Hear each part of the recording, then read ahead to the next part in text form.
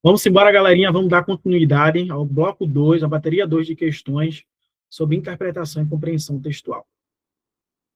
Tem um texto aqui bem interessante que eu gosto sempre de trazer, um textinho mais rebuscado, com um parágrafo, 2, 3 parágrafos. Certo? Vamos ler esse cara. Diz assim: minha condição humana é um pouquinho grande, tá, gente? Então escuta aí, reflete aí, que a gente chega lá.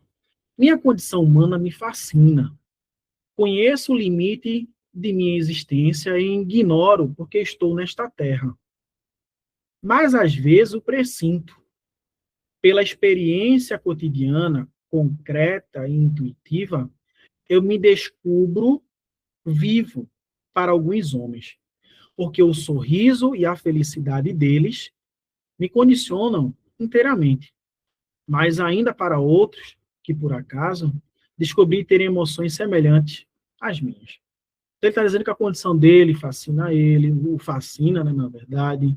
Ele conhece o limite da sua existência e muitas das vezes ele ignora, né, o porquê ele está aqui na Terra. Mas às vezes ele pressente. Aí ele mostra as experiências cotidianas, concreta, intuitiva, e ele se descobre vivo para alguns homens, né, por meio do sorriso, da felicidade, mas tem outras pessoas que ele percebe que têm a mesma intuição que ele. E cada dia, milhares de vezes, sinto minha vida, corpo e alma, integralmente tributária ao trabalho dos vivos e dos mortos. Então, tanto vivo quanto morto. Gostaria de dar tanto quanto recebo, e não paro de receber. Mas depois experimento o sentimento satisfeito de minha solidão. Mas depois experimento o sentimento satisfeito de minha solidão. E quase demonstro má consciência ao exigir alguma coisa de outrem. Vejo os homens se diferenciarem pelas classes sociais e sei que nada as justifica. Sonho ser acessível e desejável para todos, uma vida simples e natural, de corpo e de espírito. Recuso-me a crer na liberdade e nesse conceito filosófico. Olha, eu não sou livre, e sim, às vezes, constrangido por pressões estranhas a mim, outras vezes por convicções íntimas, ou seja, dele. Então, ele é influenciado tanto pelo externo quanto pelo interno. Ainda jovem, fiquei impressionado pela máxima de... Como é esse nome aí, bicho? Aqui tá embaçado para mim. Schopenhauer, é? É Schopenhauer mesmo, gente? É isso aí. O homem pode, é certo, fazer o que quer, mas não pode querer o que quer. E hoje, diante do espetáculo aterrador das injustiças humanas, essa moral me tranquiliza e me educa. O cara escreveu um texto aí, falou o que ele achava, chutou o pau da barraca, trouxe um monte de elementos dele, emotivo, trouxe o que ele achava dele, que a sociedade faz, o que os homens fazem, no momento que ele estava vivo, no momento que estava morto, influência interna, externa. Teve um momento que ele trouxe uma máxima da qualidade, ou seja, o ponto máximo, né? O ápice do que ele achava, que o homem pode, é certo, fazer o que quer, mas não pode querer o que quer. E hoje, diante do espetáculo aterrador da vida, das injustiças humanas, essa moral me tranquiliza e me educa. Vê que interessante. Vamos ver aqui o que foi que a banca trouxe. Primeira questão. O adjetivo aterrador, na linha 23, modifica a palavra espetáculo, que está na linha 22, conferindo sentido negativo. Então, vamos lá. A palavra espetáculo. Então, espetáculo aterrador. O que quer dizer aterrador? Algo ruim, né, gente? Algo assombroso. Então, traz característica negativa, é? Sentido negativo? Sim, traz. Mas eu poderia trazer aterrador por um sentido positivo. Poderia substituir o termo aterrador por outro, né? Um espetáculo, por exemplo, bem-vindo. Então, talvez esse termo bem-vindo pudesse trazer uma conotação melhor, positiva. Então, sim, o termo aterrador está trazendo um sentido negativo para espetáculo, certo? Então, a primeira questão está o quê? Correta. Segunda, dados o sentido do texto, é correto afirmar que o vocábulo moral, na linha 23, foi empregado no sentido de ensinamento. Vamos ver, moral. Essa moral me tranquiliza e essa moral me educa. Então, peraí. Moral foi empregado no sentido de ensinamento? Vamos ver. Essa moral me tranquiliza. Então, vamos dizer que essa moral, ela é o quê? É um relaxante, é um tranquilizante. Sim, sim, ela é. E o que é que a moral faz? Ela me educa. Então, esse termo moral está com sentido de ensinamento? Sim, está sim. Porque é a moral que ensina, então ela está no sentido, sim, de ensinamento. Vê que interessante, né, gente? Segunda questão, show de bola. Vamos para a terceira. Para o autor, a condição humana é algo bem definido. Opa! Percebe a confusão que ele tem? Conheço o limite da minha existência e ignoro porque eu estou nessa terra, mas às vezes presinto, pela experiência cotidiana concreta e intuitiva. Eu me descubro vivo para alguns homens, porque o sorriso e a felicidade deles me condicionam inteiramente, mas ainda para outros que por acaso descobri terem emoções semelhantes às minhas. Olha o que ele diz: e cada dia, milhares de vezes, sinto minha vida, corpo e alma, integralmente tributária ao trabalho de quem? Dos vivos e dos mortos. Começou a confusão. Gostaria de dar tanto quanto recebo, e não paro de receber. Mas depois experimento o sentimento satisfeito de minha solidão, quase demonstro má consciência ao exigir ainda alguma coisa de outrem. Vejo os homens se diferenciarem pelas classes sociais e sei que nada justifica. Sonho ser acessível e desejável para toda uma vida simples e natural de corpo e espírito. Olha o que ele diz agora, gente. Recuso-me a crer na liberdade nesse conceito filosófico. Eu não sou livre. E sim, às vezes, constrangido pelas pressões a mim, outras vezes por decisões, o quê? Convicções íntimas. Então, tanto externo quanto interno. Então, peraí. Ele retrata no texto suas certezas a respeito dessa condição. É algo bem definido? Não, gente, não é algo bem definido, não. Tem um momento que ele está ali, né? Ele se contradiz, né? Daqui a pouco ele diz que é uma pessoa boa, daqui a pouco ele diz que quer receber, mas que não gostaria de receber o quanto ele dá, e ele começa a se contradizer. Então, letrinha C aí tá inadequada, beleza? Quarta questão. A justificativa do autor para sua descrença em relação à liberdade inclui a existência de razões tanto íntimas quanto exteriores que lhe tolhem a liberdade, que limite, né, gente, a sua liberdade. Ele não fala isso, né? Tá certo, isso aqui tá perfeito, beleza? Infere-se, olha, infere-se. Interpretação dos dois períodos do segundo parágrafo. Onde é que está o segundo parágrafo? Está aqui. Então, segundo parágrafo. É o quê? Os dois primeiros períodos. Vamos lá, vamos lá, vamos lá. Um está aqui e o outro está aqui. Primeiro período, segundo período. Beleza? A banca Sebrasp, quando vocês estiverem analisando, não esqueça que período é onde tem um ponto final. Ali é considerado um período, independentemente de onde acabe. Não vá pelos verbos, não. Ah, tem duas linhas, ponto final. Pronto, aquilo é um período. Ah, Douglas, mas na outra, gente, na linha 3 só tinha um início aqui, botou um verbo e um ponto final. Não deixa de ser um período, tá certo? Então, dos dois primeiros períodos do segundo parágrafo. Então, dois primeiros períodos está aqui. O primeiro vem daqui até aqui, e o segundo começa onde?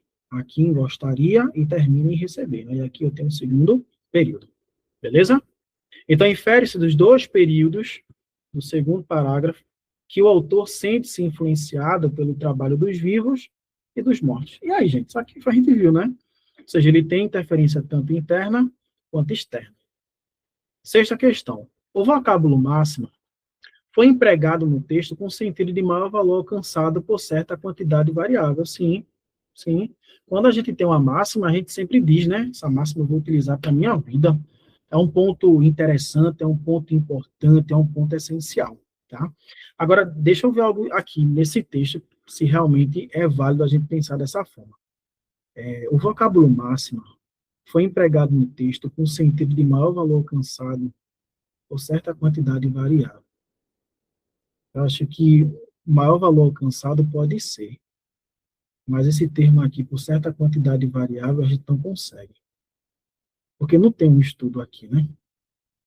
Ele só diz assim, cadê a máxima? Tá aqui. Ainda jovem, fiquei impressionado pela máxima desse cara. O homem pode, é certo, fazer o que quer, mas não pode querer o que quer. É uma máxima. Mas não tem, gente, por certa quantidade variável, não, tá? Essa questão 6 ela é errada. Que eu tenho um pensamento filosófico. Essa segunda parte, ela torna o texto incorreto. Viu? Pode ser uma máxima por maior valor alcançado, sim, pode ser. Mas por certa quantidade variável, a gente não consegue estimar isso, não. Não está falando de estudo aqui, né? Então, a gente bota esse 6 como errado. O que seria uma máxima, Douglas? Ao que você pensa, por exemplo, o que eu iniciei a minha aula, que é uma máxima, que você colocar coisas boas na mente vai trazer para vocês coisas boas. Se eu colocar coisa ruim na mente, vai trazer coisas ruins. É uma máxima que eu tenho. Então, por meio dessa máxima, desse meu pensamento que eu tenho, eu acredito nisso. E eu levo isso como a minha tábua da verdade, certo? Como um pensamento máximo, um ponto ápice da minha vida que eu faço, e eu acredito nisso. Atrair coisas boas para ter coisas boas. Quem atrai coisas ruins para a sua vida, tem coisas ruins. Isso para mim é uma máxima, tá? Tem outras máximas? E aí vai embora, tá? Então, sexta questão, letrinha C de K, letra E, né? Está inadequado por conta desse finalzinho aí. Sétima questão. O uso de travessões no segundo parágrafo indica a mudança de interlocutor do texto? Não, né, gente? Não indica. Aqui eu não tenho um texto narrativo, né? Essa mudança de... Tá onde? Ele disse? No segundo parágrafo. Então, esse está aqui, né? Não, não tem mudança de fala, tem mudança de personagem. Isso aqui é mais para substituir uma vírgula. Substituir vírgula, já tinha provavelmente vírgula demais no período, o autor achou melhor colocar para substituir as vírgulas. Então, o uso de travessões no segundo parágrafo indica mudança de interlocutor? Não, está inadequado, beleza? Oitava questão, vamos para a oitava. A expressão e sim, na linha 18, introduz um texto uma ideia de oposição. Então, ó, eu não sou livre, e sim, às vezes. Então, peraí, se é a ideia de oposição, eu posso colocar pelo mais sim. Não é isso? Já que tem a ideia de oposição. Então, peraí. Eu não sou livre, mas sim, às vezes, constrangido por pressões estranhas a mim. Então, esse gabarito ele está correto. Traz uma ideia de oposição. Beleza? Vamos para a nona. Sem prejuízo para a correção gramatical. O que é a correção gramatical? É a coesão do texto. A expressão ainda jovem poderia ser substituída por quando eu ainda era jovem. Vamos ver aqui. Aqui, ainda jovem. Cadê ainda jovem? Aqui, ainda jovem. Ainda jovem. Agora eu vou substituir. Sim, a gente já viu isso. Eu quero substituir o ainda jovem por quem? Por quando eu ainda era jovem. Quando eu ainda. Será que rola? Ele falou da gramática, né? Vamos ver. Ainda jovem? Quando eu ainda era jovem? Pode, né, gente? Pode, tá tranquilo aqui, né?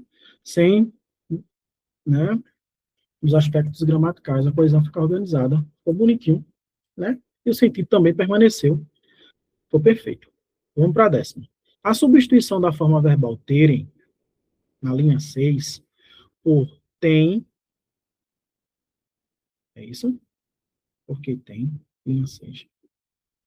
Preservaria os sentidos e a correção gramatical, terem, na linha 6 por quem tem, acho que é que tem, né, gente? Que tem, esse cara aqui. Então, ficaria a substituição da forma verbal terem, na linha 6 por quem tem. Então, vamos lá, linha 6 terem. 1, 2, 3, 4, 5, 6. Terem, por que tem, que tem. E botou um acento, né? E com um acentozinho. Será que eu poderia substituir esse tem? Descobrir terem emoções. Descobrir que tem emoções. Por que o tem está no plural, na visão de vocês? Me diz aí, por que esse tem está no plural? A gente já aprendeu isso já, não foi? A gente já aprendeu. Isso é plural, né, gente? Porque aqui tem o quê? Emoções. Ó. Por isso que esse cara está no plural. E o plural de tem, grafa-se tem com este acento. Então, é correto a gente afirmar isso? É correto. Então, posso substituir? Posso substituir. E sentido, falou de sentido, você está diante da coerência. Falou de correção gramatical, você está diante de um processo de coesão. Certo? Vou colocar aqui. Então, 10º ok. E a nossa última questão, no trecho. O arquiteto Oscar Niemeyer transformou as ideias em prédios. O emprego do sinal indicativo de crase em as ideias é opcional. Cadê? Onde é que está isso aqui? Acho que eu peguei um texto e não trouxe o texto, viu? Eu não trouxe o texto, gente, para essa questão. Mas, nessa questão aqui, as ideias é opcional, não é opcional, tá? Ou poderia ser proibido, ou poderia ser obrigatório. Aí, como eu não trouxe o texto, né, fica difícil da gente saber. Mas a gente vai perceber que ele não pode ser opcional. O que é opcional? Facultativo. Onde é que eu coloco a classe facultativa? Em 3 elementos essenciais. Quais são os 3? Pronomes possessivos no singular, nome próprio feminino e a expressão até a. E nenhum desses casos aqui denotam essa particularidade. Então, tudo indica que essa questão 11 ela estaria o quê? Inadequada. Estaria errada porque não é opcional. Beleza? Então, gente, com isso, eu consigo encerrar esse bloco de interpretação e compreensão textual. Espero que vocês tenham visto cada detalhe, cada elemento que é importante, né, no ato da interpretação e da compreensão, beleza? Vamos embora, que este ano vai ser o ano da tua aprovação. Vamos embora com o Doutor Pressão.